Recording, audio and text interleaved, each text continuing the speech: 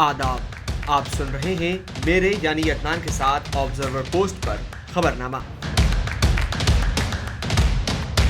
शुरुआत करते हैं आज के मुख्य हेडलाइंस के साथ। आर्टिकल 370 हटे हुए पूरे 5 साल, प्रधानमंत्री ने पोस्ट कर बताया नए युग की शुरुआत। कांग्रेस अध्यक्ष बोले कश्मीरियत का सम्मान नहीं करती बीजेपी। मानसून सत्र का 11वां दिन, विपक्ष ने पूछा सहारा ग्रुप के कितने निवेशकों का पैसा मिला। वित्त मंत्री बोली कोर्ट में जाकर पूछिए। दिल्ली के मुख्यमंत्री अरविंद केजरीवाल को लगा तगड़ा झटका, दिल्ली हाईकोर्ट ने खारिज की जमानत याचिका। दिल्ली कोचिंग सेंटर हादसे में सुप्रीम कोर्ट ने लिया सो मोटो, केंद्र और दिल्ली सरकार को जारी किए नोटिस।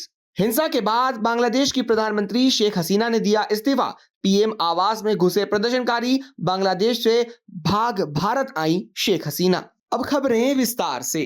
जम्मू कश्मीर को स्पेशल स्टेटस देने वाली धारा 370 के हटाए जाने के फैसले को आज पूरे 5 साल हो गए। 5 अगस्त 2019 को मोदी सरकार ने अपने दूसरे कार्यकाल में जम्मू कश्मीर के स्पेशल स्टेटस को खत्म किया था। इसके साथ ही राज्य को 2 केंद्र शासित प्रदेशों में बांट दिया गया था। आज 5 साल पूरे होने पर प्रधानमंत्री नरेंद्र मोदी ने सोशल मीडिया प्लेटफॉर्म एक्स पर पोस्ट कर कहा कि आज हम संसद के आर्टिकल 370 और 35A को निरस्त करने के फैसले के 5 साल पूरे होने का जश्न मना रहे हैं। ये हमारे देश के इतिहास में एक महत्वपूर्ण क्षण था। ये जम्मू कश्मीर और लद्दाख में विकास और समृद्धि के नए युग की शुरुआत थी। वहीं कांग्रेस अध्यक्ष मल्लिकार्जुन खड़गे ने कहा कि जम्मू कश्मीर और लद्दाख पर बीजेपी की नीति ना तो कश्मीरियत का सम्मान करती है और ना ही जमहूरियत को बरकरार रखती है। उन्होंने कहा कि आर्टिकल 370 हटने के बाद जम्मू कश्मीर में बेरोजगारी और आतंकवादी घटनाएं बढ़ गई हैं। संसद में जारी मानसून सत्र का सोमवार को 11वां दिन था। लोकसभा में प्रश्नकाल के दौरान राजस्थान के सीकर से communist party of India Marxist के सांसद अमरा राम ने सवाल किया कि सहारा ग्रुप में निवेश करने वाले कितने लोगों को पैसा वापस किया और कितना किया। इस पर पहले वित्त राज्य मंत्री पंकज चौधरी ने कहा कि अभी तक 138 करोड़ रुपए वापस किए जा चुके हैं। अमरा राव इस पर संतुष्ट नहीं हुए तो उन्होंने दोबारा सवाल किया तो वित्त मंत्री निर्मला सीतारमण ने कहा कोर्ट में जाकर पूछिए। सोमवार को मुख्यमंत्री अरविंद केजरीवाल को उस वक्त दिल्ली हाईकोर्ट से तगड़ा झटका लगा जब कोर्ट ने उनकी गिरफ्तारी को चुनौती देने वाली याचिका खारिज कर दी। जस्टिस नीना बंसल कृष्ण ने केजरीवाल की याचिका खारिज करते हुए उन्हें निचली अदालत में जाने के लिए कहा। आपको बता दें कि मुख्यमंत्री अरविंद केजरीवाल को कथित शराब घोटाले मामले में सीबीआई की कार्रवाई के तहत गिरफ्तार किया गया था। 17 जुलाई को अदालत ने शराब पॉलिसी मामले में उनकी गिरफ्तारी को चुनौती देने वाली याचिका पर अपना आदेश सुरक्षित रख लिया था।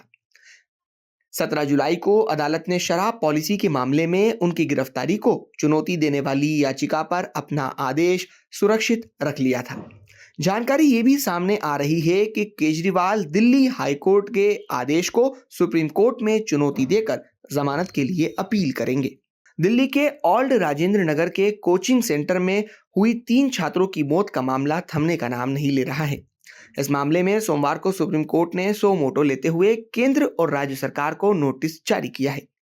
अदालत ने पूछा कि बच्चों की सुरक्षा को लेकर सरकारें किस तरह की योजनाओं पर काम कर रही है।